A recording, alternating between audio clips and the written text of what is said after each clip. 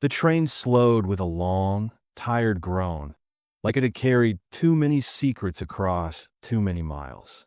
Rose Sullivan pressed her gloved hand to the cold window and watched the land open wide, brown grass, a sharp blue sky, and mountains that looked like they'd been carved by God's own knife. This was Copper Ridge, Wyoming territory. This was where her new life was supposed to begin. A husband waiting on the platform, a small house, a fresh start. She had crossed half a country with one suitcase, a wedding dress wrapped in cloth, and a letter that promised her safety. But when she stepped down onto the wooden boards, the wind hit her like a warning, and the station felt wrong. Too quiet, too still. The man who should have been there wasn't. And in the crowd, a lone cowboy watched her like he already knew something she didn't. The music in her heart tried to rise anyway, because hope is stubborn. But what waited for Rose wasn't a groom. It was a grave, and a promise that would change everything. Copper Ridge, a bride's reckoning. Rose stood straight, even as her knees wanted to shake. She was 22, slight but not fragile, with dark hair pinned tight under her hat and eyes that had learned to stay dry through hard times. She scanned the platform for the face she'd studied in a small photograph. Thomas Pike, the man who had written to her in neat, careful lines. He'd said he needed a wife, not a servant. He'd said the West was honest. He'd said a man could build a life with his own hands. She clutched the strap of her suitcase and swallowed the lump in her throat. A few townspeople milled about, men in dusty hats, women with tired faces, a boy holding a sack of flour. Most of them barely looked at her. A mail-order bride wasn't a curiosity here anymore. She was an event they'd seen before. Rose didn't know that yet. She only knew she was suddenly standing alone in a place that didn't feel like it had room for her. Then a man stepped forward from the crowd. He was tall and broad, with a heavy jaw and eyes that didn't bother to pretend kindness. His coat was fine enough to show he had money, but his mouth sat like he was always chewing on anger. He didn't offer a smile. He didn't tip his hat. He looked at Rose the way a man looked at a horse he meant to buy. "You're Rose Sullivan," he said, like it wasn't a question. "Yes," Rose answered, forcing her voice to stay steady. "I'm here to meet Thomas Pike." The man's lips twitched. Not a smile. Something colder. "Thomas is dead." The words didn't land right at first. Rose blinked, sure she'd misheard. The wind lifted the edge of her coat and snapped it back against her legs. "Dead?" she repeated, softer now. "Fever," he said, shrugging one shoulder as if that settled the matter. "Took him last month." He stepped closer. "I'm Vernon Pike, his brother." Rose felt the world tilt. The platform, the people, the sky. Everything seemed to shift just a little off its place. She tried to speak, but her mouth wouldn't obey. She had imagined this moment so many times. Thomas offering his hand, calling her Mrs. Pike, leading her into a new life. She had not imagined this man. She had not imagined death. I'm sorry," Rose managed, "because that's what you said when someone died, even if you didn't know what to do with the rest of your thoughts." "I didn't know." "No, you didn't," Vernon said, and there was something sharp in his tone like blame. "But you still came, and that means you still owe." Rose tightened her grip on her suitcase. "Oh, I don't understand." Vernon pulled a folded paper from inside his coat. He held it up between two fingers. "Contract," he said, "signed and stamped. You agreed to travel here. You agreed to join the Pike household. Thomas paid the agency fee, paid for your ticket, paid for your lodging in Chicago when the train was delayed." He flicked the paper like it was a bill due. "That money doesn't vanish just because my brother couldn't hold onto his breath." Rose stared at the paper. Her name was there, written in ink that now felt like a trap. The words around it blurred. "I signed to marry Thomas," she whispered. "And Thomas is gone," Vernon said. "So now the contract transfers to the family." "That's how it works." A sound escaped Rose, half breath, half disbelief. "No, that can't be. I can go back." "I can." "You can't," Vernon cut in. His voice stayed calm, but his eyes were enjoying this. "You don't have money for a return ticket. You don't have family out here. And you sure don't have anybody in this town who'll take you in. He glanced around as if to prove it. Rose did too. She looked at the shopkeeper by the station door. He stared at the ground. She looked at a woman with a basket. The woman turned away. A man spit into the dust and adjusted his hat like he was fixing a problem on his head, not in front of his eyes. Nobody moved. Nobody spoke. Rose's stomach dropped. The silence felt planned, practiced. Vernon leaned in, lowering his voice like he was sharing a private truth. "You're the third one this year," he said. Rose's breath caught.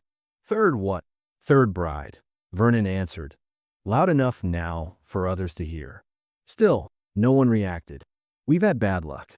But you," his gaze moved over her dress, her suitcase, her city shoes. "You look like you can work." Work. The word hit Rose like a slap. She took a step back. "I'm not your worker. I'm not your property." Vernon's hand shot out and clamped around her arm.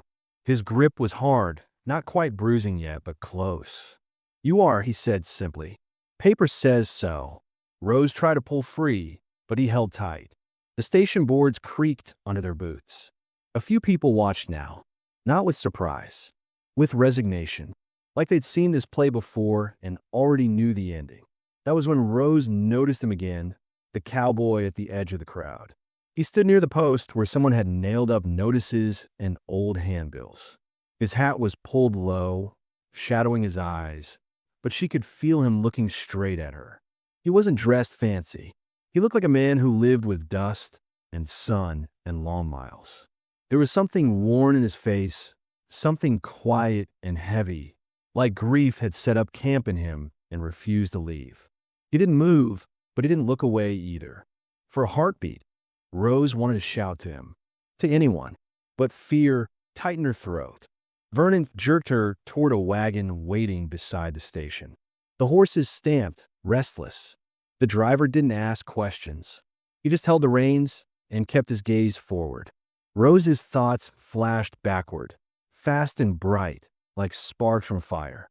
Boston, the factory where she'd worked since she was 14. The long rows of sewing machines, the air thick with lint, the supervisor's whistle like a knife. The day the fire came, how it ate the building, how the smoke turned the sunlight black, how screams filled the stairwell. She had survived by pushing through a window and landing hard in the alley, skin scraped, lungs burning. She had come out an orphan in every way that mattered. No parents, no home, no safety, just a promise to herself. Never again will I be trapped. And now, here she was, trapped again, on the other side of the world she knew, with a man's fingers locked around her arm and a town full of people choosing not to see.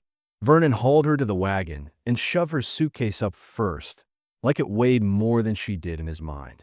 Rose stumbled, catching herself on the side rail. "Stop," she said, voice trembling now. "Please, I didn't do anything wrong." Vernon climbed up after her, close enough that she could smell tobacco and stale coffee on his breath. "Wrong," he echoed. "You came. That's what you did. You stepped off that train and you became pike business." Rose looked back at the station one last time. The wooden building sat under the open sky like it had no shame at all.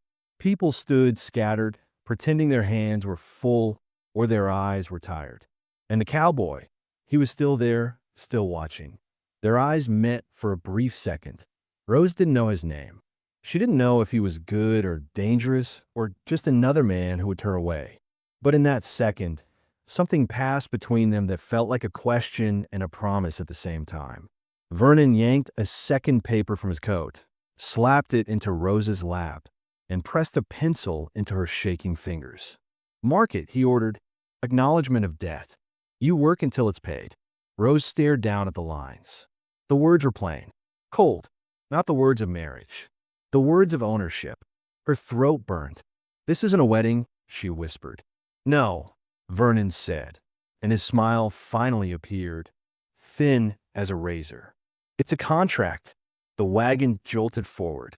The station slid away behind them. Rose's fingers curled around the paper until it crumpled, but Vernon's hand closed over hers and forced the pencil down. Rose felt the moment her life snapped into a new shape, one she hadn't chosen. The town grew smaller, the faces blurrier, the chance of rescue fading with every hoofbeat. And as Copper Ridge disappeared behind the hill, Rose understood the truth with a clarity that hurt. She hadn't arrived to become a bride. She had arrived to become a slave.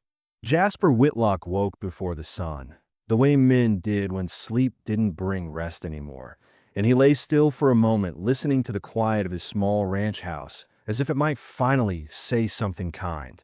The room smelled of cold ash and worn leather, and the wind outside pushed gently at the boards like an old friend who had forgotten how to knock. He sat up, rubbed a hand over his jaw, and let his boots find the floor without looking, because he'd walked this same path through the dark for 18 months. In the corner by the door hung Miriam's blue shawl, folded the way she'd left it the last spring she was alive, and Jasper didn't touch it. Not because he didn't miss her, but because touching it felt like asking the past to forgive him, and he wasn't sure he deserved that. He shrugged in his coat, took the coffee pot from the stove, added water, then stared at the empty tin of grounds like it had insulted him. He'd have to ride into town today, and he disliked town the way a wounded animal disliked a loud room. He ate a piece of stale biscuit, swallowed it without tasting, and stepped outside into the pale gray morning. The sky was still thin with stars, the kind that made a man feel small and watched, and Jasper crossed the yard to the hitching post where his gelding stood half asleep, steam rising from its nostrils. "Easy," he murmured, more to himself than the horse, then saddled up and rode toward the small fenced hill behind the house where Miriam was buried. Her grave was simple, a wooden marker with her name carved into it by Jasper's own hand, the letters uneven because his hands had shaken the whole time. The earth around it had settled, but the ache in him hadn't. He dismounted, took off his hat, and stood there until the sunrise began to stain the horizon with faint gold. And in that hush, he could almost hear her laugh again, bright and sudden, the way it used to cut through hard days like a blade through twine. "Morning," he said quietly, feeling foolish but doing it anyway, and he placed a small bunch of dried wildflowers at the base of the marker, the best he could manage in winter. He didn't pray out loud. He didn't ask for signs. He just stood, breathing, letting his grief sit beside him like a shadow that refused to leave. When he finally put his hat back on and rode toward Copper Ridge, he told himself he was only going for supplies, coffee, flour, maybe a new horseshoe nail or two, and that he'd be back before the day got loud. But the truth was Jasper had been drifting through his own life, and he didn't know it until the town forced him to see someone else drowning. Copper Ridge came into view as a scatter of buildings clinging to the dirt road. General store, saloon, blacksmith, church, a few houses that looked like they'd been assembled in a hurry and never repaired properly. Jasper rode in with his eyes down, giving short nods to men who tried to greet him, because conversation felt like a rope around his throat. He tied his horse near the store and stepped inside, and the warmth hit him along with the smells of soap, tobacco, and sacks of grain. The shopkeeper, Mr. Hale, looked up from the counter, started to speak, then froze, his eyes cutting past Jasper toward the door, and that's when Jasper heard the other voice, sharp, pleased, and cruel. "You think you're too good to sweep?" Vernon Pike snapped, and Jasper turned to see a young woman near the back of the store holding a broom like she didn't know where to put her hands. Her dress was plain and travel-wrinkled, and there was a red mark on her wrist like someone had gripped her too hard. Her hat sat straight, but her eyes were not calm. They were wide in a way that said she'd already learned fear had rules out here. Vernon stood over her with his shoulders squared, enjoying the attention, and beside him were two other pike men Jasper recognized by sight. Garrett, quiet and watchful like a snake in grass, and Luther, younger, smirking like he'd been raised on other people's pain. Vernon's hand held a folded paper. "Debt don't pay itself," Vernon said, loud enough for everyone in the store to hear. "And I didn't drag you all the way to this territory to stand around looking pretty." The woman's mouth opened, but no sound came out at first. She glanced at the faces around her. Men pretending to study canned peaches, a woman pretending to count buttons. Then she swallowed and said, "I can sweep. I just, I wasn't told. You're told now," Vernon barked, and he shoved the paper in her chest so the edge bent against her collarbone. "That contract says you belong to Pike Ranch until your debt is paid. You understand words, don't you? Boston girls are supposed to be smart." Her face tightened at the mention of Boston, as if it pulled a sore thread inside her. She lowered her gaze, moved the broom, and began sweeping, but her hands trembled, and Jasper felt something hard shift in his gut, a familiar anger he'd tried to bury with solitude. He had seen hard men before. He'd seen lawlessness. But there was something extra ugly in the way Vernon spoke to her, as if he enjoyed breaking her in front of witnesses. The woman's eyes flicked up just once, and they caught Jasper's. In that instant, time seemed to slow.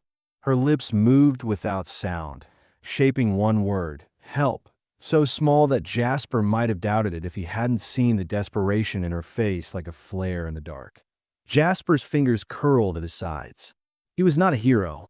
He was a man who had failed to save his wife from sickness, a man who had shut himself away because the world hurt too much to stay open to it. But that one silent plea reached into him anyway, like Miriam's voice had reached him the day they met, insisting he was better than the life he'd been living. Vernon turned, following the woman's glance, and his eyes landed on Jasper with a look that measured trouble. "Whitlock," Vernon said, voice smooth now, dangerous in its calm. "Didn't know you were back among living folks." Jasper didn't answer with friendliness. "Didn't know you needed an audience to bully a woman," he said, and the store went still, the way it did when lightning struck close. Vernon's smile widened, thin and mean. "This ain't a woman," he replied. "This is Pike property." Jasper took one slow step forward. "She's a person," he said. Garrett's hand moved toward his belt. Not fast, just a reminder. Mr. Hale cleared his throat like he wished he could disappear behind the shelves. The woman, Rose, Jasper realized the new bride everyone had whispered about at the station, stood frozen, broom held tight, her knuckles white. Jasper looked at her again and saw more than fear.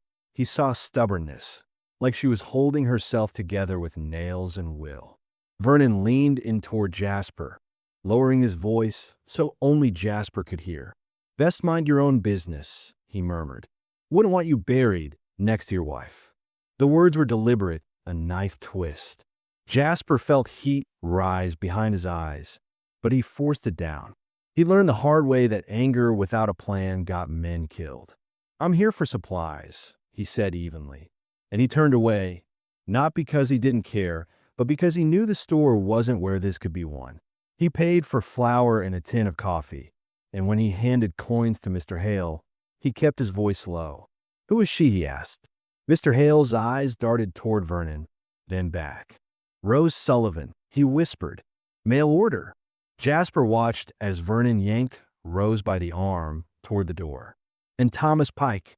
Jasper asked. Mr. Hale's mouth tightened. "Dead," he said. "And this ain't the first time. Third bride this year." Jasper's gaze snapped back to Hale.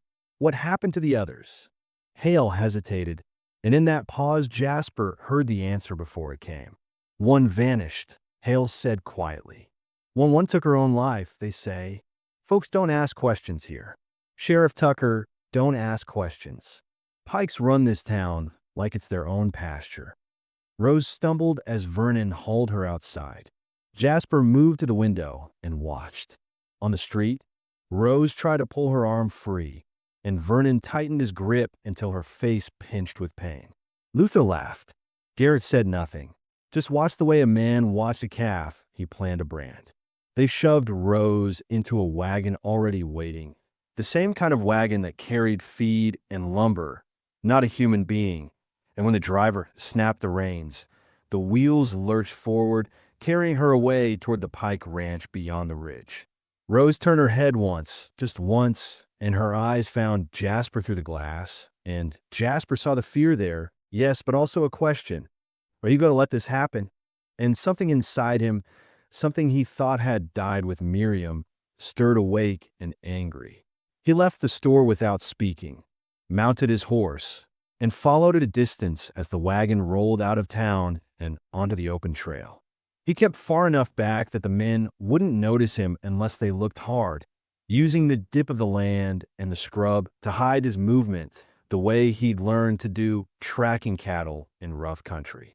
The Pike Ranch appeared like a grim shape against the plains, weathered buildings, a large house with dark windows, a barn, a corral, and fencing that looked less like protection and more like a cage.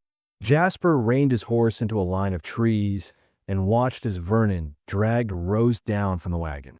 A stout older woman, Ma Pike, stood on the porch with her arms crossed, face set like stone, and she spoke to Rose without kindness, pointing toward chores the way you pointed a dog toward its bowl. Rose tried to speak. Vernon struck her across the mouth so quick Jasper barely saw the motion, and Rose staggered, her hand flying to her lip. Jasper's jaw tightened so hard it hurt. Garrett stepped closer to Rose then, not touching, just looming, quiet menace in his posture, and Rose shrank back like her body already understood this man was worse than the loud one. Jasper watched them herd her inside like she was livestock, and he stayed in the trees until the light began to fade, his hands cold on the reins, his mind racing through what he'd just seen and what he already knew. The law wouldn't help, the town was afraid, and that girl, Rose, had no one. As night settled, a lantern glow appeared in the side window, and Jasper shifted his horse closer, silent as he could, until he could see into the yard behind the house. The door to a cellar opened, and Vernon and Luther hauled Rose out into the cold air. Her hair had come loose, and her dress was smeared with dirt. She was trying to stand straight, but her body wobbled like she'd been hit more than once. Ma Pike said something Jasper couldn't hear. Then Vernon shoved Rose forward, and she stumbled down the steps into darkness. The cellar door slammed shut with a final, ugly sound, and Jasper felt that sound in his chest like a coffin lid. He sat there in the tree lean, the night wind cutting through his coat, staring at the patch of ground that now held her prisoner, and he understood with a clarity that made his hands shake. If he rode away tonight, he would be the same as everyone else in Copper Ridge, the same as the men in the store who looked at their boots and let evil pass like weather. Jasper Whitlock had lived with regret long enough to know it could kill a man slower than any bullet. And as the darkness deepened around the Pike Ranch, he made his decision without saying it out loud, because some promises didn't need words. He would act, even if it cost him, because somewhere in that cellar a young woman was praying for a friend, and Jasper could not let her prayers fall into the dirt unheard. Over the next week, time stopped being something Rose could measure by clocks or calendars and became something she felt in bruises, hunger, and the way the dark seemed to stretch on forever. Mornings came with the scrape of boots above her head and the rattle of a key, and nights came with the root cellar door shutting like a sentence. The cellar was half dirt, half rough boards, with jars that smelled of old vinegar and potatoes that had gone soft, and the air was damp enough to make her bones feel cold even when she wasn't shivering. Vernon Pike treated her like a mistake that needed correcting, and he corrected her often, not always with fists, sometimes with words that were worse because they tried to make her believe she deserved it. "You're here because you chose it," he would say, tapping the contract with his finger like it was holy scripture. "You signed. You owe. You work." Ma Pike was colder than all of them, a thick-bodied woman with a tight mouth and a Bible always close, as if she used it the way other people used a whip. She'd stand in the kitchen and read about obedience and duty while Rose scrubbed floors until her hands cracked, and if Rose slowed down, Ma Pike would speak in that calm, cutting tone, "The Lord sees laziness, girl. The Lord sees pride," as if God himself had written those words directly onto Rose's skin. The ranch house had rules, and they were never spoken kindly. Rose ate last. She spoke only when spoken to. She looked down when men walked past, and she never, ever questioned a Pike. If she burned cornbread, she got a hard shove and a sharp reminder that she was lucky to have food at all. If she spilled water, Vernon would smile and make her wipe it up with her own skirt, just to prove he could.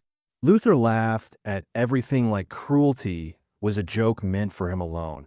And when he passed her in the hallway, he'd sometimes flick her ear or tug a strand of hair. Not enough to leave a mark, just enough to remind her she wasn't safe.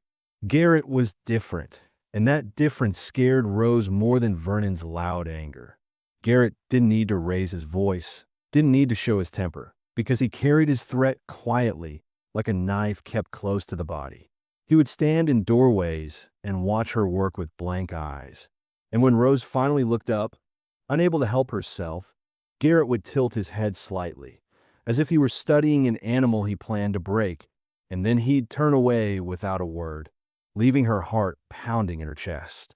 Twice that week, Rose tried to plan a way out, but every path ended the same. The land was too wide, the fence lines too long, and she had no horse, no money, no direction. Even if she ran, she'd be a small figure in open country, easy to track, easy to catch, and the thought of being dragged back made her stomach twist.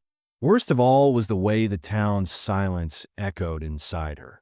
Every time she thought of the platform, the turned faces, the lowered eyes, she felt a fresh kind of shame that didn't belong to her, but still clung like dirt.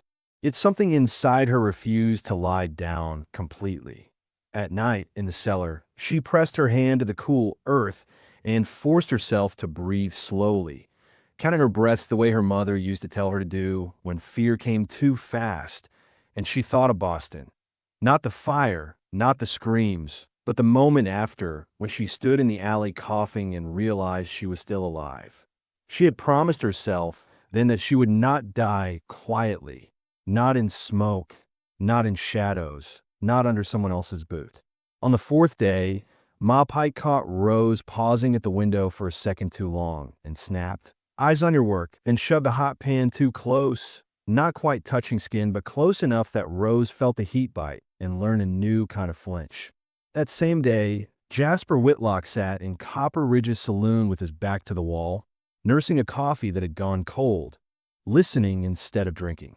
He didn't look like a man hunting trouble, but his eyes tracked every movement the way a man did when he'd spent years watching the horizon for storms.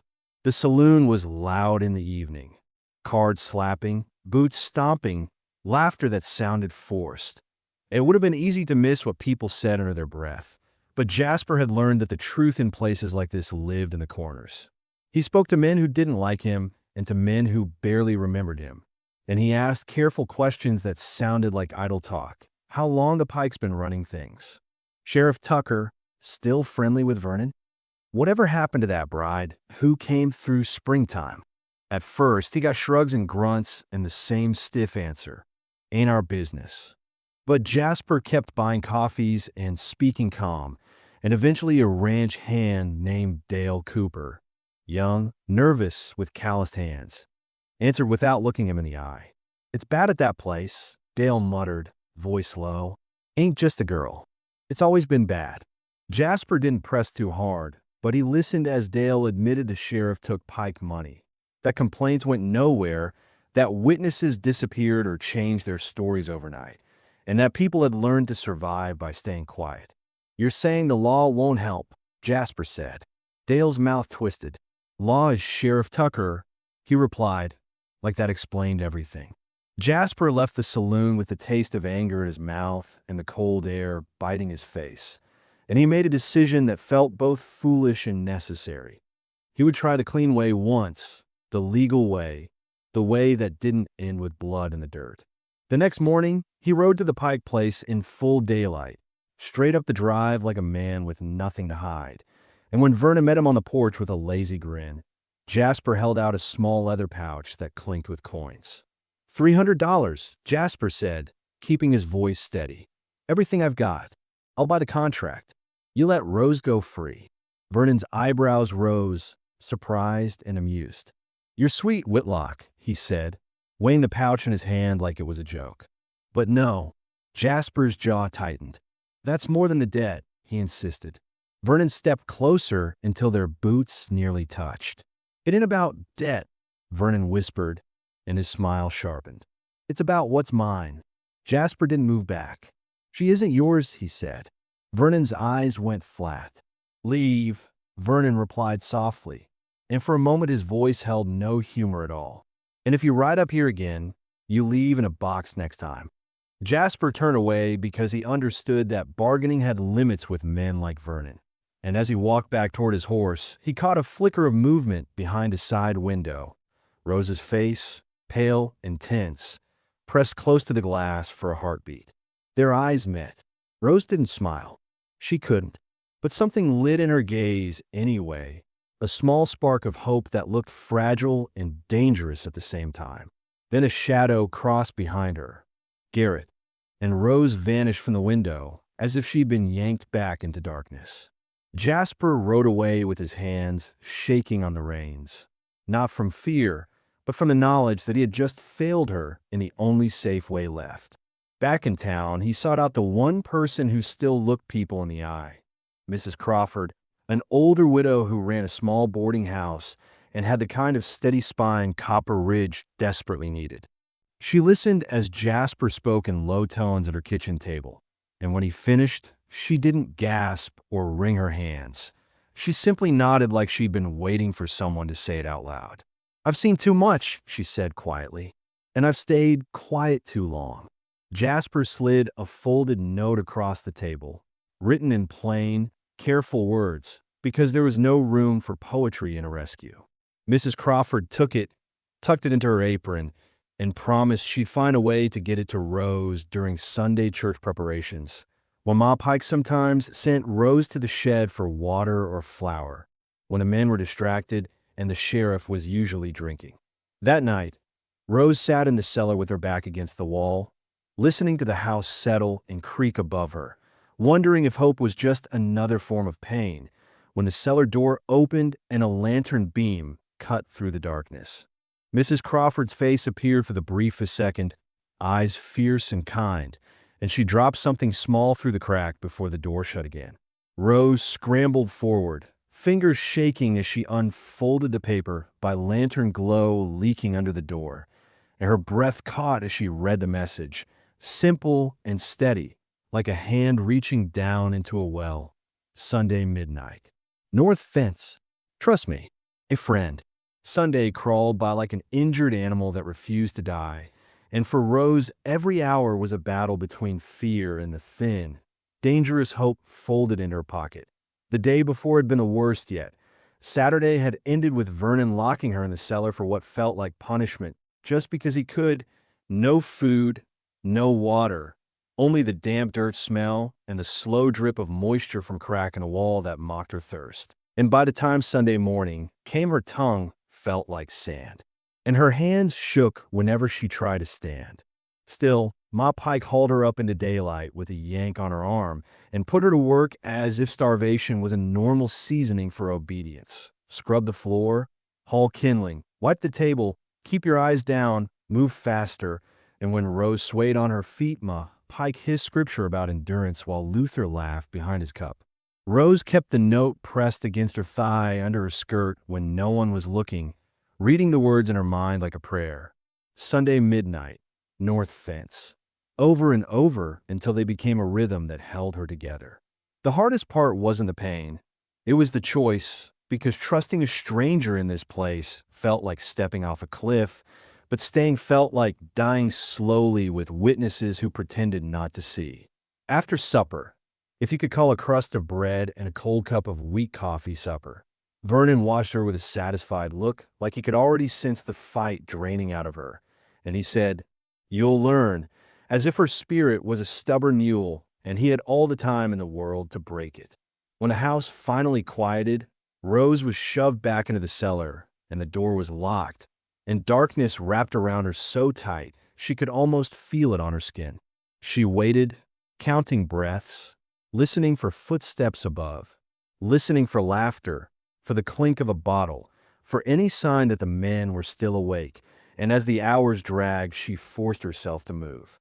She had found a broken bottle shard earlier that day near the trash barrel, and had hidden it inside her sleeve, praying she wouldn't be searched, and now she pulled it out and felt the jagged edge bite into her palm. She crawled to the cellar door and found what she'd been testing all week without daring to commit. The hinges were old, the screws loose, the wood swollen from damp, and if she worked carefully, silently, she might be able to free one hinge enough to slip out. Her hands trembled from hunger, and every scrape of glass against metal sounded too loud in her ears, but she moved slow, patient, stopping each time the house creaked as if someone shifted in bed. Minutes stretched into forever, 10, 20, 30, until her fingers were slick with blood and the bottle shard felt like it was becoming part of her. Twice she nearly dropped it, and each time she froze, heart hammering, waiting for a shout that never came. At last, one hinge gave with a tiny groan, and Rose pressed her shoulder against the door, easing it outward with the gentleness of someone opening a coffin. A thin slice of moonlight spilled in, and she swallowed back a sob, because light felt like freedom even when it was only a sliver. She slid through the gap, barefoot on cold ground, and pulled the door nearly shut behind her so it wouldn't gape like a confession. Outside, the yard was wide and open, a pale world under the moon, with the barn looming dark and the house windows glowing faintly in places where lamps still burned low.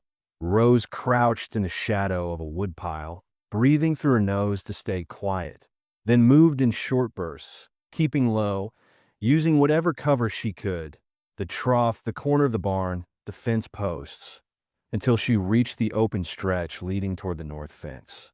Each step sent pain shooting up her legs because her feet were raw and her body was weak, but she kept going, driven by the knowledge that stopping meant being caught, and being caught meant something worse than beating this time. Halfway across, she heard a door creak and froze, so hard her muscles felt like stone. Garrett stepped onto the porch with a lantern in one hand and a cigarette in the other, his face lit from below like a devil in a storybook. Rose sank into the grass, pressing her cheek to the cold earth, not daring to blink. Garrett stood there a long moment, smoking, scanning the yard lazily as if he owned even the night, and Rose could feel his gaze move over the darkness. Her heart slammed against her ribs so loud she was sure he'd hear it. Then he spit, muttered something to himself, and went back inside, the door closing with a soft thud that nearly made Rose cry from relief. She waited another full minute, forcing herself not to run, because running made noise, and then she crawled the last yards to the fence line where barbed wire stretched like a cruel mouth across her path. The north fence. Her hands shook as she searched for a low spot, finding one where the wires sagged slightly near a post.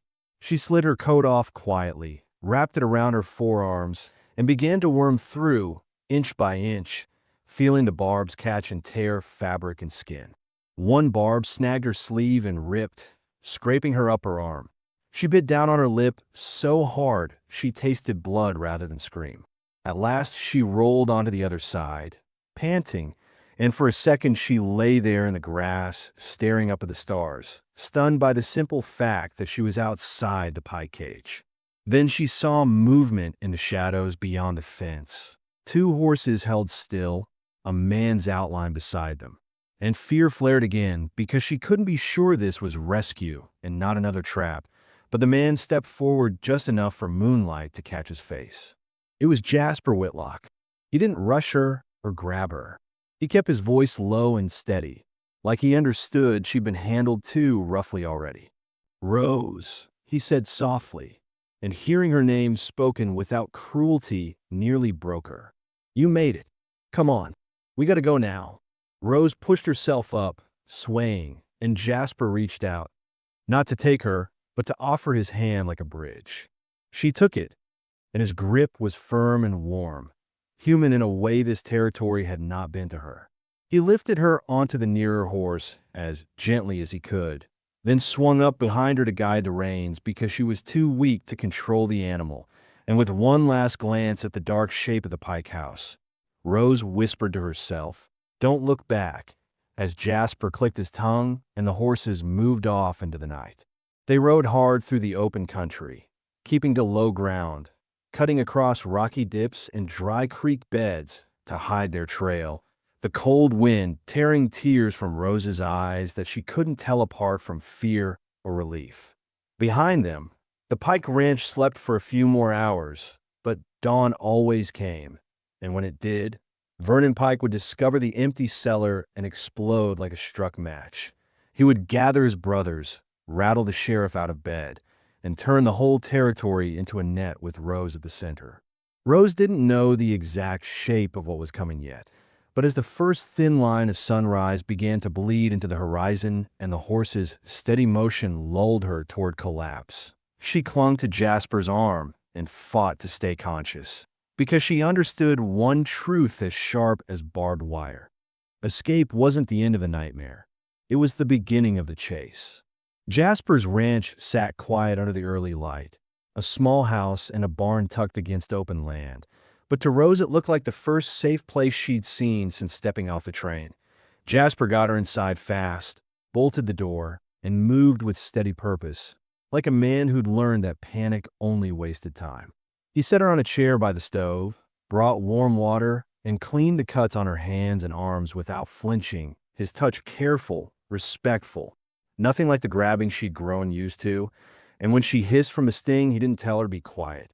He just said, "I know," as if pain didn't bother him anymore, but he still believed it mattered. Rose's strength finally gave out, and the tears came hot and sudden, shaking her shoulders in a way that embarrassed her. But Jasper didn't look away.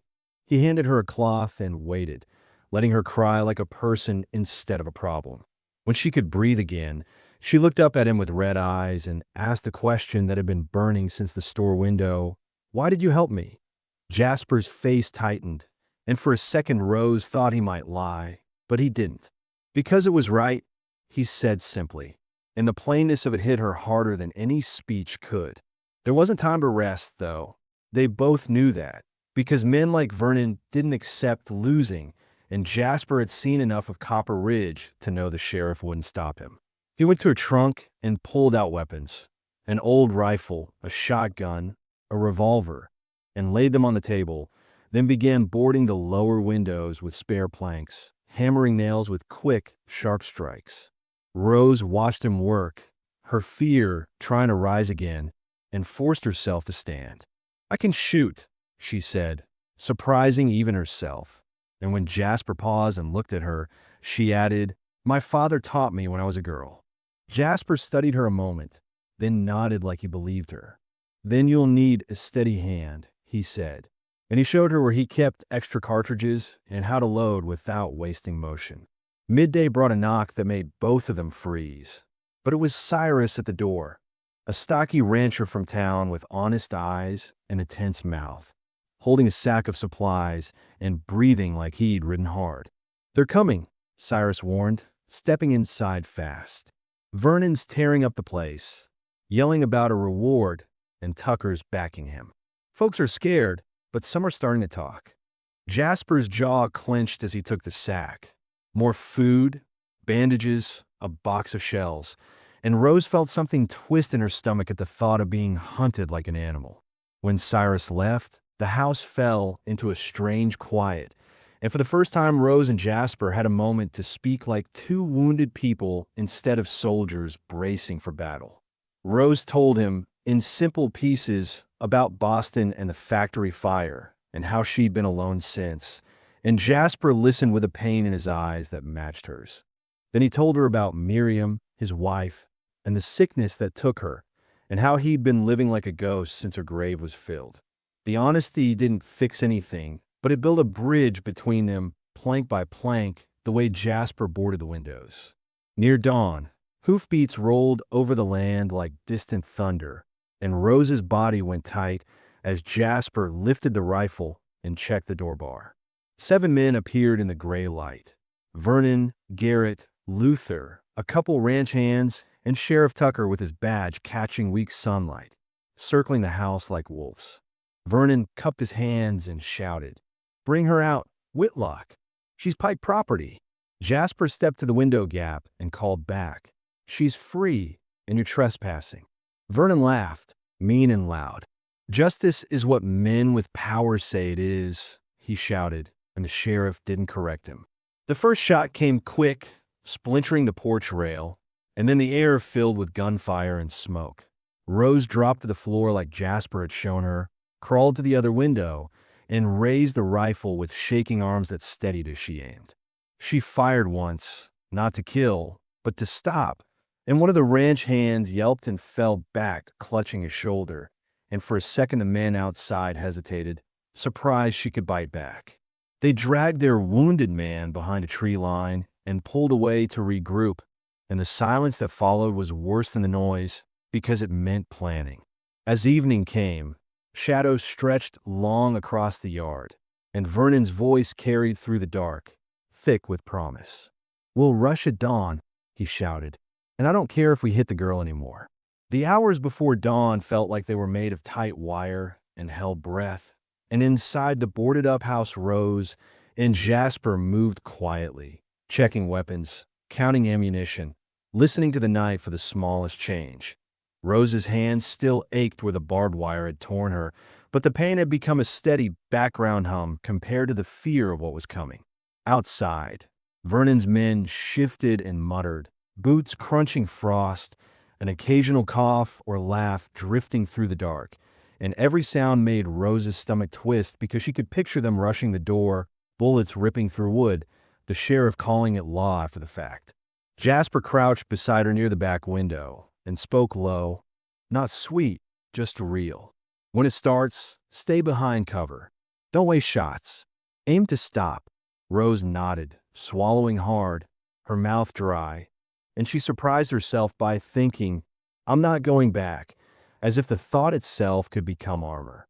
A faint light began to gray the sky, and the yard outside took shape again. Trees, fence posts, the shadowed men. When Vernon's voice rose, sharp and excited. "Time," he called, and Rose heard the scrape of boots as they gathered. Jasper tightened his grip on the rifle. Then, just as the first movement began, a new sound cut across the plain. Many horses, not 7, but a whole wave, hooves pounding like a drum line, and Vernon's men froze. From the east came a line of riders, 15 or more, filling the morning with dust and determination, and Rose stared in disbelief as she recognized faces from town.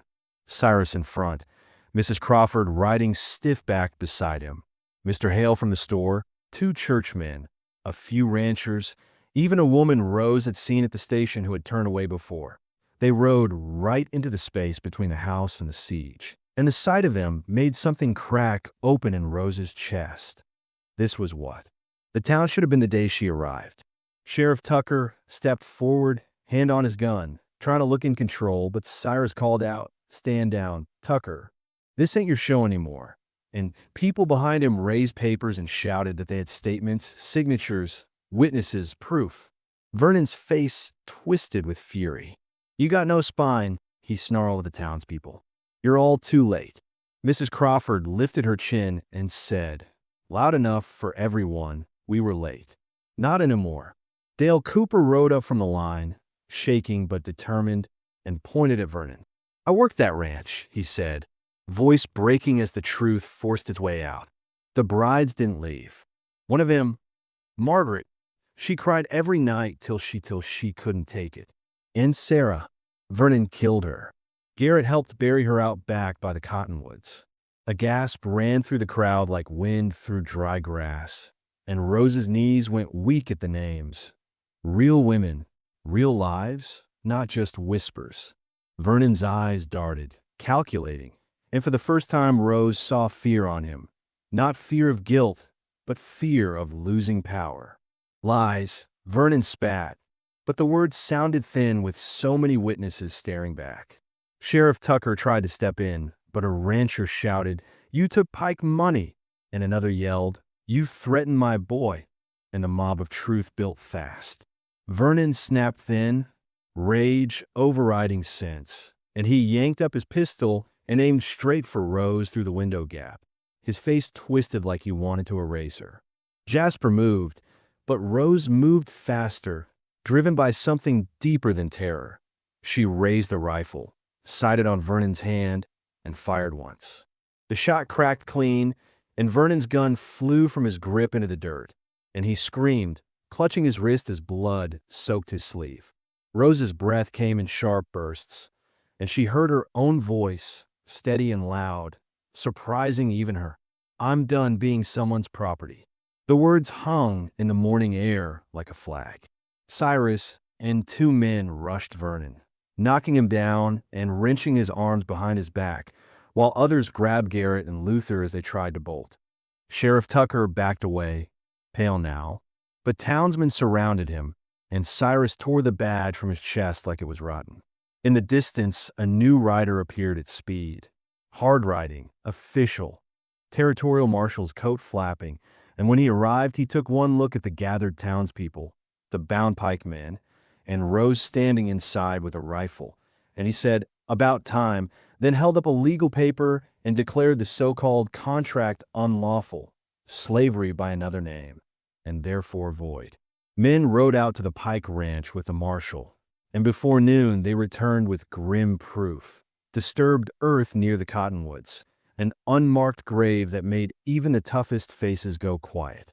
Rose stood on Jasper's porch as the Pikes were hauled away in irons, feeling the strange, dizzy weight of freedom settling onto her shoulders like a coat she wasn't sure how to wear.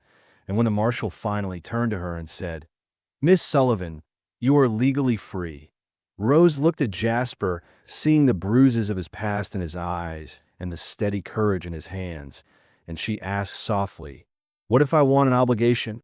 After the shouting faded and the riders disappeared back toward town with the Pikes in chains, Jasper's ranch fell into a quiet so deep Rose could hear the small crackle of the stove and the soft tick of cooling wood. And for a long moment, she just stood there on the porch like her body didn't know what to do without fear ordering it around.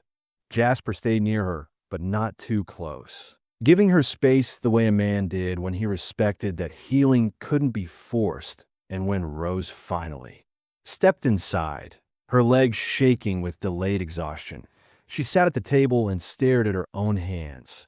Hands that had scrubbed floors, pried a hinge loose with broken glass, crawled through barbed wire, and held a rifle steady enough to change her fate. "I came west expecting a marriage," she said at last, her voice low and rough. "I got slavery." She lifted her eyes to Jasper, and there was no anger in them now, only truth. "You gave me freedom." Jasper's throat moved as he swallowed, and he shook his head once, firm. "You earned it yourself," he said. "I just opened a door." Rose let out a breath that sounded almost like a laugh, but broke halfway, because joy still felt unfamiliar. She hesitated, then asked with a careful steadiness, "Would you consider courting me? Properly, like I was meant to be treated from the start?" Jasper's face tightened, not with disgust, but with fear of his own heart. He looked away toward the window, as if Miriam's grave sat right there on the horizon. "I'm broken," he admitted quietly. "Got ghosts." Rose's mouth softened, and she nodded, because she understood ghosts better than most. "So do I," she replied. "Maybe we can haunt this place together, but not in the dark. In the light." Jasper turned back to her then, and something in his expression shifted, a small surrender, a first step. And for the first time since Rose had met him, she saw a real smile touch his mouth, brief but genuine, like a sunrise trying out the sky. Days passed, and then weeks, and the ranch began to feel less like a battlefield and more like a home where a person could breathe. Rose healed slowly, bruises fading, cuts closing, sleep returning in careful pieces, and Jasper found himself speaking more, not because words came easy, but because silence no longer felt like the only safe place. The town changed too, not overnight, but enough to matter. Sheriff Tucker was gone, his badge taken and his authority broken, and a new sheriff was elected who looked people in the eye.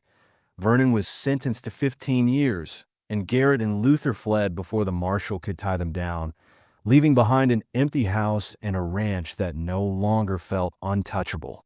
6 months later, Spring arrived like it had decided Copper Ridge deserved another chance. The grass greened, the creek ran brighter, and wildflowers scattered across the hills like confetti.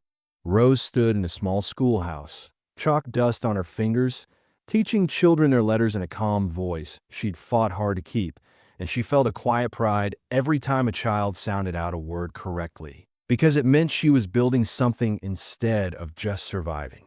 She still lived at Jasper's ranch, but now it was by choice, and their courtship moved at a pace that honored wounds. They ate supper together, worked side by side, and sometimes sat on the porch with coffee while the sun went down, sharing stories that made them ache and laugh in the same breath. One afternoon, Jasper asked Rose if she would ride with him to Miriam's grave, and Rose agreed, not because she wanted to replace anyone, but because she understood that love didn't erase the past. It made room for it. At the small fenced hill, Jasper stood quietly, hat in hand, and Rose stepped forward and placed a bundle of fresh spring flowers at the marker, her gesture gentle and sincere. "Thank you," she whispered, not sure who she was thanking. Miriam for being part of Jasper's story, or God for leaving Jasper alive long enough to help her, or herself for refusing to disappear. That evening, back on the porch, Jasper cleared his throat like he was facing a storm. He pulled a small ring from his pocket, his grandmother's ring, simple and worn smooth by generations, and held it out with hands that didn't shake this time.